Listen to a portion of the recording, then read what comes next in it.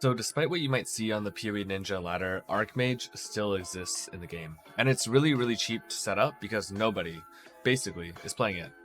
I've done a couple Ubers on this build, Uber Shaper, Uber Elder, and I'll do the rest next time I play the build. So it basically should be all content viable even at this level of investment. It's decently strong, but the damage is actually heavily carried, not necessarily by Archmage, but by ArchNova and the Pledge of Hands interaction.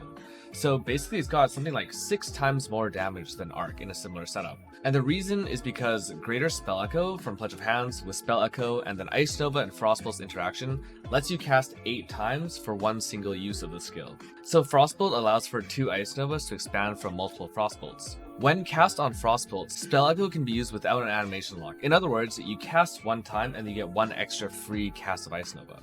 And this is multiplied by the frostbolt ArchNova interaction. Greater spell echo does the exact same thing, but instead of 1 extra cast, you get 2 extra casts. So in total, you basically get 4 casts for 1 animation, and these 4 casts get duplicated by frostbolt. Even with this though, there's several problems with Archmage, and there's probably 4 I'd consider as the primary issues. Firstly, mana recovery is significantly worse than it was in previous patches. Secondly, there's a need for suppression in the current game in my opinion. Thirdly, you can't really run auras if you're running mana. And lastly, there's issues with stun because you have such a small base life pool. So in terms of solving the mana issue, I do something really weird. I actually take the Dreamer node on the tree, which reduces the cost of skills. And this is a theoretical loss in DPS for Archmage builds, but without taking this, I actually can't keep casting ArchNova. I actually run out of mana. In addition, I'm running a Clarity Watcher's Eye, which gives you a chance to recover mana when you use a skill, and then Nexus Gloves as a special glove base, which also gives you 30% chance to recover mana when you use a skill.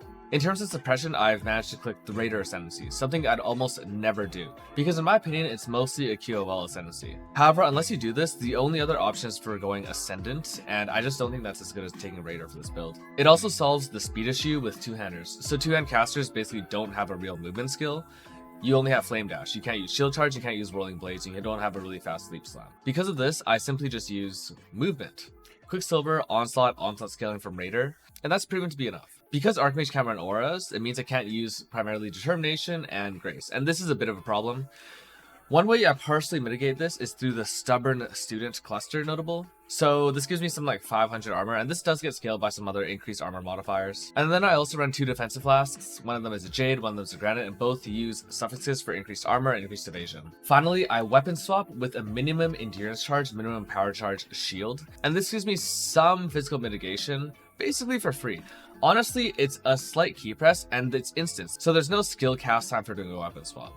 And in my mind, if you can press Divine Blessing several times while you're mapping, you can definitely cast this weapon swap. Now, if you really hate it, one thing you can do is actually take the Charge Mastery for 100% increased duration of charges, and then you only have to do this once every 20 seconds instead of once every 10 seconds. Even with all this though, it's not super great defensively, but it is okay for the core game. If I was playing in hardcore still, I'd rather go for a Divine Blessing Determination setup instead of using a Sublime Vision.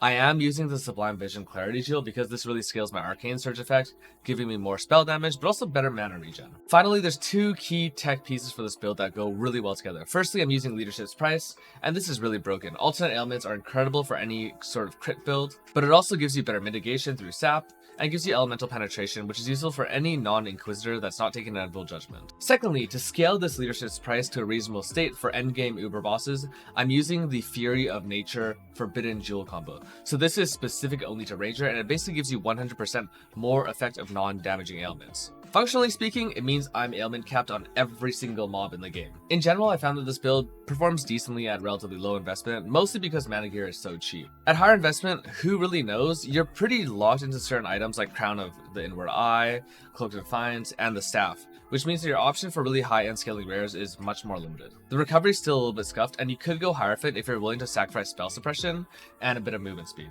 Now, I think that's a huge mistake to do, but theoretically, you could do this, and your build would perform much better on paper at least. All in all, it's not the best it's ever been, but it's good to see that Archmage is still standing and uber viable, even in a meta where auras are so important to the core game.